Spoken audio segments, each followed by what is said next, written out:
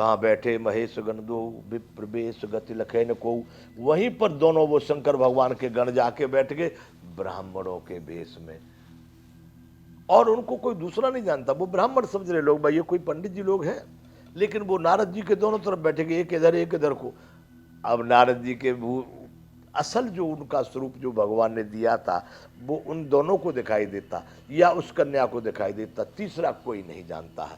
तो बंधुओं वहां पर तहाँ बैठे महेशगण दो, विप्र बेश गति लखै न को, कोई भी उनकी गति को नहीं समझ रहा। करहि कूट नारद ही सुनाई, नीक दीन हरे सुंदरताई। नारद को सुना सुना करके अब वो उनकी कुटली कर रहे थे, व्यंग कर रहे थे।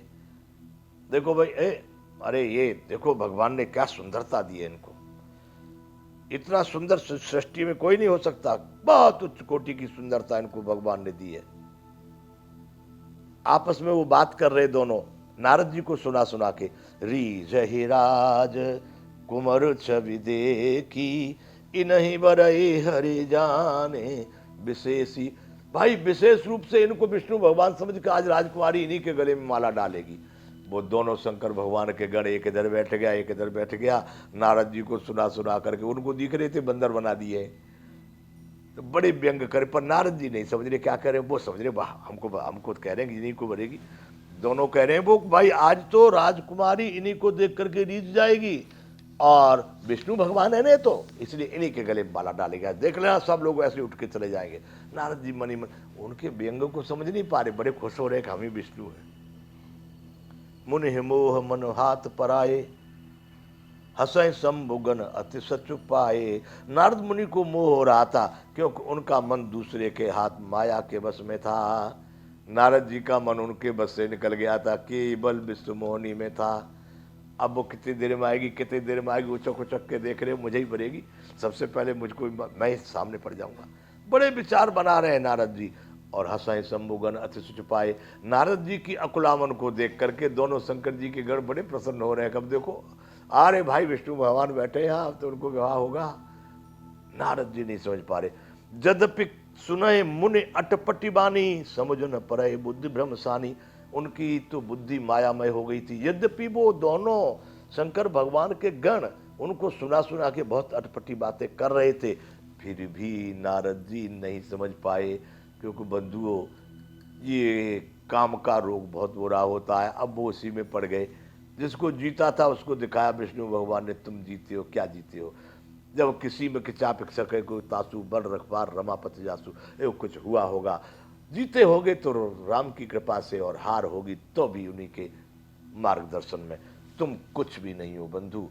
तो का यद्यपि सुनय मन अटपट बानी, समझ न पड़े बुद्धि भ्रमसानी। यद्यपि ऋषि बड़ी अटपटी बानी सुनते हैं पर उनके समझ में कुछ नहीं पड़ता, उनके हृदय में बड़ा भारी भ्रम हो रहा है। काहू न लखा सुचरित विशेषा, सो स्वरूप नृप कन्या देखा। वह चरित्र किसी ने भी नहीं देखा, कोई नहीं समझ पा रहा है। वो सब समझ रहे थे तो नारद जी बैठे, लेकिन जब राजकुमारी आई उस स्वयंवर में तो उनके ऊपर नजर पड़ी तो इतना गुस्सा आया उसको कि ये कहाँ से बैठ गया है बंदर भालू आकर के इस सभा में।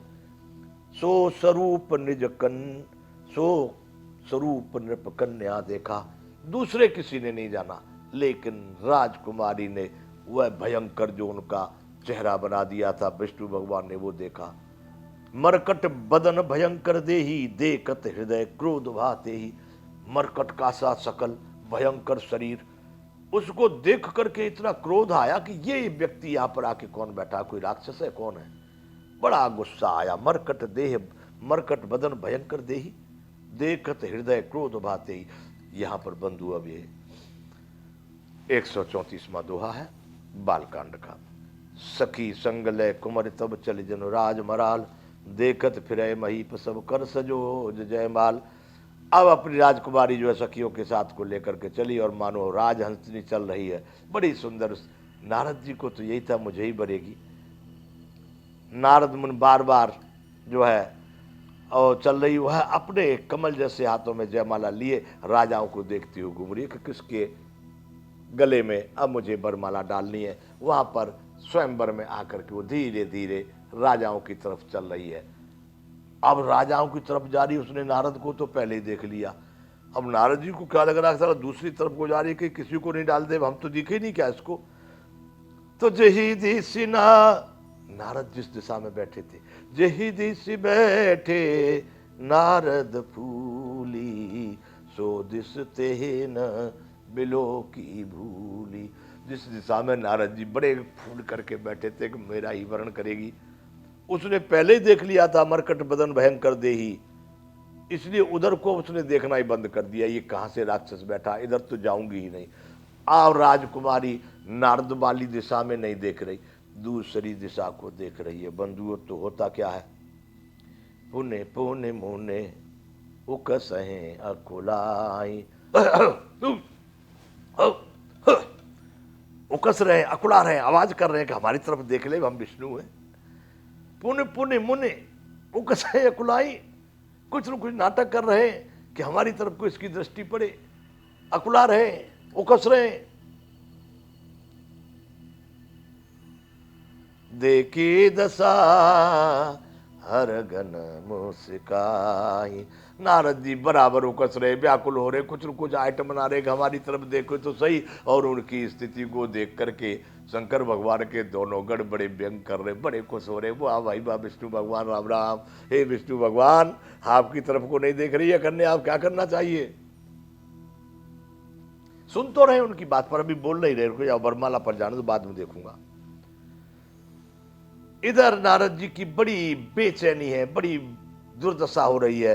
तब तक क्या हुआ कि धर न पतन तहां गय कृपाला, कुमरि हर्ष मेले जयमाला। विष्णु भगवान वहां पर एक राजकुमार का शरीर धारण करके राजा के वेश में उस सभा में जाकर के बैठ गए, और उस राजकुमारी ने उनके गले में माला डाल दी। बड़े हर्ष के साथ में उनके गले में माला डाल दी। दुल्हन ले गए लक्ष्य निवासा, नृप समाज सब भयउ निराशा। उस दुल्हन को ले गए कौन, लक्ष्य निवासा, लक्ष्मी जी के पति, लक्ष्मी जी के साथ रहने वाले विष्णु भगवान दुल्हन को ले गए। जितने भी राजा लोग आए थे सब निराश हो गए, भाई अब तो हो गया स्वयंवर। चली गई वो तो विष्णु भगवान के साथ चली गई, उनको डाल दी वरमाला, और लक्ष्मी को लेकर के विष्णु भगवान वहां से चल दिए। राजा सभी निराश हुए, राजा निराश हुए, उनका तो कोई गम नहीं था, वो तो सब। पर नारद जी को बड़ा भारी कष्ट हुआ। मुनि अति विकल मोह मत नाठी, मन गिर गई छूट जनु गांठी। अब नारद जी को इतना बड़ा कष्ट हुआ, इतना बड़ा कष्ट हुआ, मोह के कारण मुनि की बुद्धि नष्ट हो गई थी। मुनि अति विकल मोह मत नाठी, मोह के कारण मति नष्ट हो गई उनकी। मन गिर गई छूट जन गांठी, इससे वे राजकुमारी को गई देखकर बहुत ही विकल हो गए, मानो गांठ से छूट करके मणि गिर गई हो। कोई मणि बांध लेता ना अपने कपड़े में गांठ लगा करके, कौस्तुभमणि, चिंतामणि, अनेक प्रकार की मणियां हैं। मानो कहीं गांठ में से छूट गई गांठ और मणि गिर गई हो तो कितना व्याकुल होता है। इसी प्रकार से नारद जी बड़े व्याकुल हो रहे। तब हर गण बोले मुस्काई, निज मुख मुकुर बिलोक हो जाई। तब दोनों जो शंकर भगवान के गण थे उन्होंने कहा, भाई ज्यादा क्यों परेशान हो रहे हो महाराज जी, थोड़ा अपने वदन को, अपने मुंह को, थोड़ा शीशा होता है दर्पण कांच, उसमें जाके एक बार देख तो लो, देखो कितना सुंदर आपकी शकल है, देख लो एक बार। निज मुख मुकुर बिलोक हो जाए। दोनों शंकर भगवान के गणों ने कहा कि एक बार अपनी शकल तो देख लो, तुम विवाह लाग थे भी कि नहीं थे।